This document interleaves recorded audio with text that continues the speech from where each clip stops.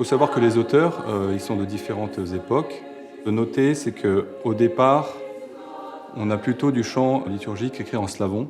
Et au fur et à mesure du temps, il y a de plus en plus la volonté, finalement le besoin d'écrire aussi en fait de la musique liturgique en français, d'adapter la tradition liturgique russe au lieu où nous sommes, c'est-à-dire la France, et d'écrire des chants en français. Et notamment, on a un des auteurs, Maxime Kovalevski, qui a fait un énorme travail à ce sujet, qui s'est basé sur sa connaissance et le fait de bien avoir intégré la tradition liturgique russe et de l'adapter au français.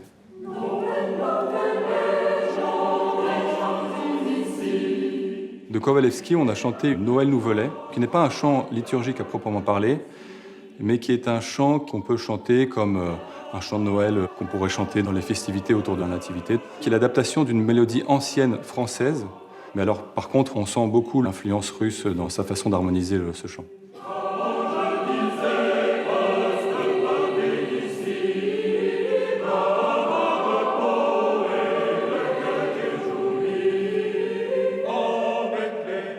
Ce qui est beau dans cette chorale, c'est qu'il y a des familles entières qui sont venues chanter. Les deux parents et puis les enfants, parfois 3 enfants, parfois 4.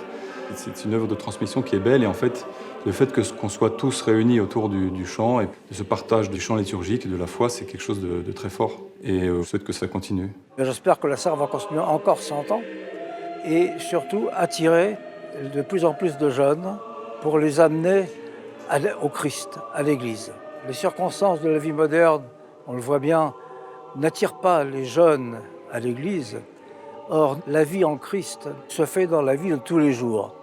Et on espère que les jeunes participeront de plus en plus à nos activités de manière à devenir des piliers de l'Église pour les années qui viennent.